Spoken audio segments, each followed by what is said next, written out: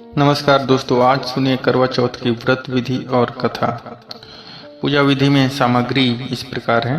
रोली, मूली, पतासा, चावल, गेहूं, करवा, पानी का कलश, लाल कपड़ा, चांदी की अंगूठी, एक ब्लाउज पीस। कार्तिक कृष्ण पक्ष की चतुर्थी को करवा चौथ का व्रत रखा जाता है। यह व्रत सुहागिन महिलाएं अपने पति की लंबी आयु व स्वस्थ जीवन के लिए करती हैं। इस दिन एक करवा या गिलास लेकर उसमें चावल भरें, उसमें एक सिक्का एवं एक पतासा डालें और लाल कपड़े से बांध दें। कहानी सुनने के लिए मिट्टी के से 4 कोण का एक चौका लगाएं।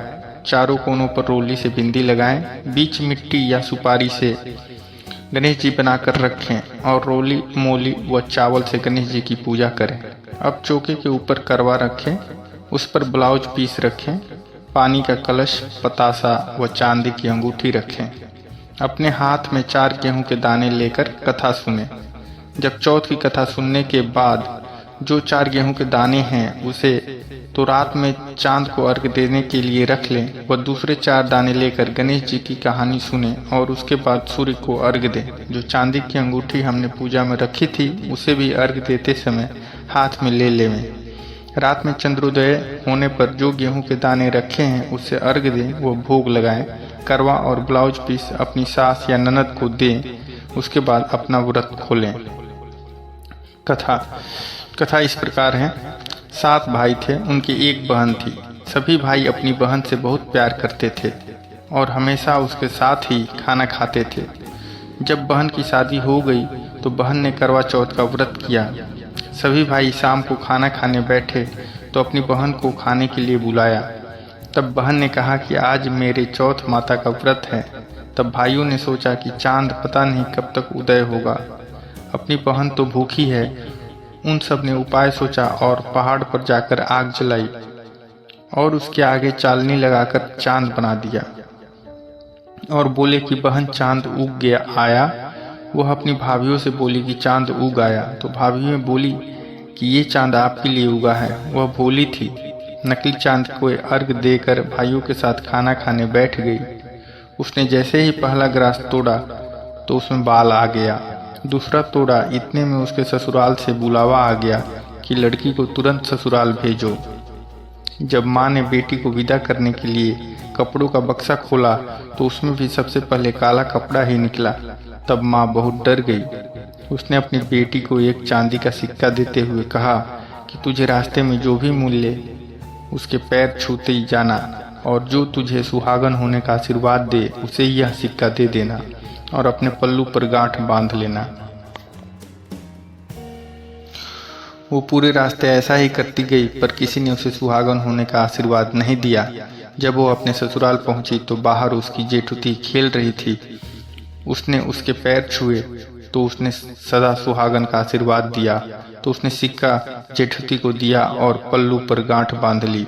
जब घर के अंदर गई तो देखा कि उसका पति मरा पड़ा है। जब उसके पति को जलाने के लिए ले जाने लगे तो उसने नहीं ले जाने दिया।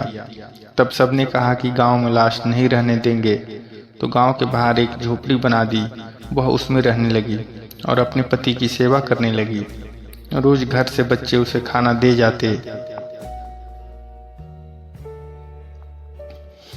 कुछ समय बाद माँ की चौथ आई तो उसने व्रत किया। रात को चौथ माता गाजती गरजती आई तो उसने माता के पैर पकड़ लिए। माता पैर छुड़ाने लगी, बोली 7 भाइयों की बहन घनी भूखी, मेरे पैर छोड़। जब उसने पैर नहीं छोड़े तो चौथ माता बोली कि मैं कुछ नहीं कर सकती, मेरे से बड़ी वैशाख की चौथ आएगी, उसके पैर पकड़ना। कुछ समय बाद वैशाख की चौथ आई तो उसने कहा कि मैं कुछ नहीं कर सकती, मेरे से बड़ी भादवे की चौथ आएगी, उसके पैर पकड़ना। जब भादवे की चौथ आई तो उसने भी यही कहा कि मैं कुछ नहीं कर सकती, मेरे से बड़ी कार्तिक चौथ है, वही तेरे पति को जीवन दे सकती है, लेकिन वो तेरे से सुहाग का सामान मांगेगी तो तू वो सब तैयार रखना, लेकिन मैंने तुझे ये सब बताया है ऐसा मत कहना। जब कार्तिक चौथ आई तो उसने अपने पति के लिए व्रत रखा। रात को चौथ माता आई तो उसने पैर पकड़ लिए तो माता बोली 7 भाइयों की लाडली बहन घनी भूखी, घनी तिसाई पापिनी, मेरे पैर छोड़। तब वो बोली कि माता, मेरे से भूल हो गई, मुझे माफ़ कर दो और मेरे पति को जीवन दान दो। जब उसने माता के पैर नहीं छोड़े तो माता बोली कि ठीक है, जो सामान मैं मांगू वो लाकर दे। माता ने जो सामान मांगा वो उसने लाकर दे दिया। तब चौथ माता बोली कि तुझे ये सब किसने बताया? वो बोली कि माता, मैं इस जंगल में अकेली रहती हूँ, मुझे ये सब बताने यहाँ कौन आएगा। चौथ माता ने मांग में से सिंदूर लिया, आँख में से काजल व चिटली अंगुली से मेहंदी निकालकर उसके पति के छींटा तो उसका पति जीवित हो गया। माता ने उसके पति को जीवित कर दिया और सदा सुहागन का आशीर्वाद दिया। सुबह बच्चे जब खाना लेकर आए तो अपने चाचा को जीवित पाया, दौड़कर घर गए और सबको बताया कि चाचा जीवित हो गए। सब लोग वहां गए तो देखा कि बच्चे सच कह रहे हैं।